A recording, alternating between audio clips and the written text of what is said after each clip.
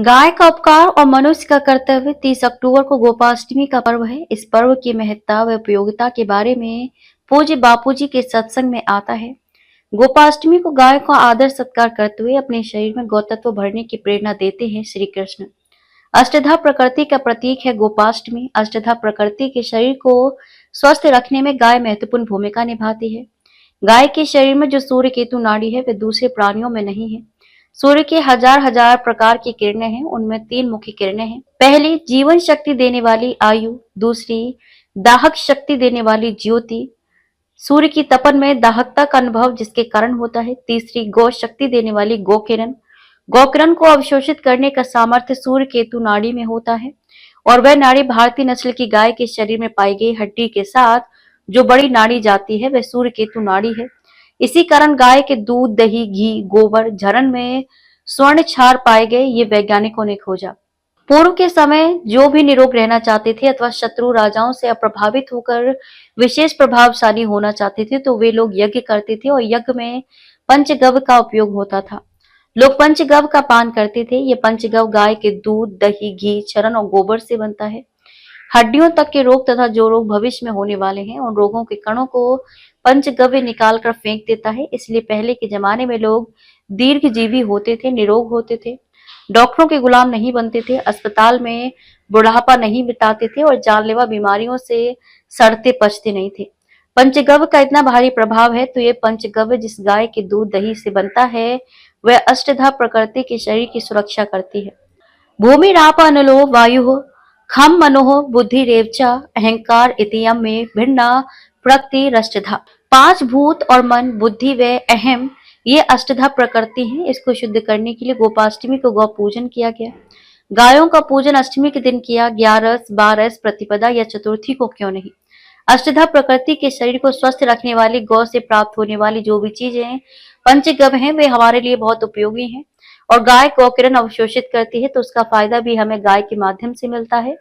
इसलिए गायों का पूजन अष्टमी के दिन किया जाता है। गाय मनुष्य जाति के लिए देव है तो और दिनों में नहीं कर सके तो गोपाष्टमी के दिन अष्टधा प्रकृति के शरीर की सुरक्षा करने वाली गौ माता का आदर सत्कार करें ताकि प्रजा उसका फायदा उठाए। ऐसी व्यवस्था हमारे धर्म में की गई।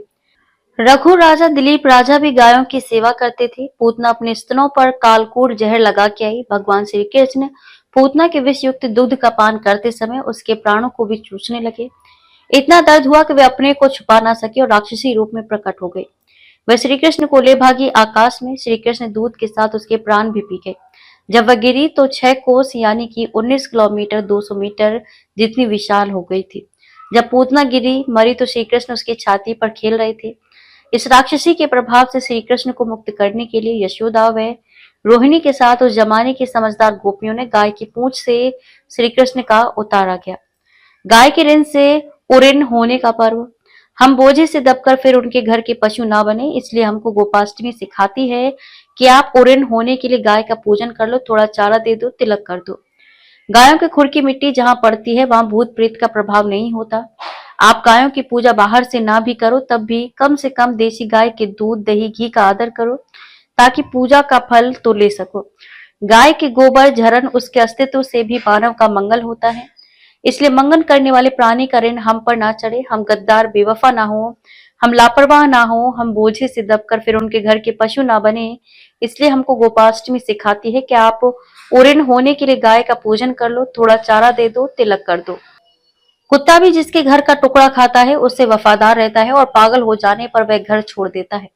तो मनुष्य को कुत्ते से नीचे नहीं जाना चाहिए। गाय से इतना सब मिलता है तो गाय का पूजन करिए, गाय का आदर करिए। तभी तो स्वार्थ इतना है कि गाय बेचारी खाने पीने के लिए कचरा पेटी में मुंह डालती हैं, इधर उधर भटकती रहती हैं। किसी को कुछ पड़ी नहीं तो लोगों का आरोग्य भी ऐसा ही है, घर में सुख शांति भी ऐसी ही है। बिल्ली, कुत्ते और बकरी के पैरों की धूल आने से घर अलक्ष्मी वाला हो जाता है और गाय के खुर की मिट्टी घर के दोषों व उपद्रव को दूर करती है।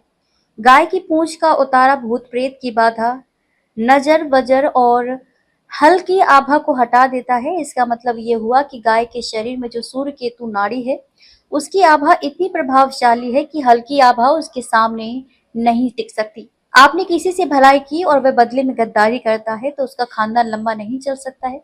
आपसे किसी ने भलाई की तो आप उस भलाई का बदला भलाई से ना कर सको तो कम से कम गद्दारी तो किसी भी कीमत पर नहीं करनी चाहिए। अपने को बेचकर भी भलाई करने वाले का ऋण उतार देना चाहिए। गाय इतनी भलाई करती है, गाय का कितना उपकार है, तो उसे ऋण होने के लिए गाय के पूजन की परंपरा फॉरवर्ड कर पूरे विश्व में पहुंचाकर विश्व गुरु भारत में सहयोगी बनकर बिना वर्दी के सैनिकों की तरह आप भी अपना कर्तव्य निभाइए। देश और दुनिया की ताजा और विशेष खबरों के लिए देखते रहिए भारत से अंग्रेजों के 1860 के भारतीय दंड संहिता के कानून खत्म करने वाला सैनिक गर्जना न्यूज चैनल।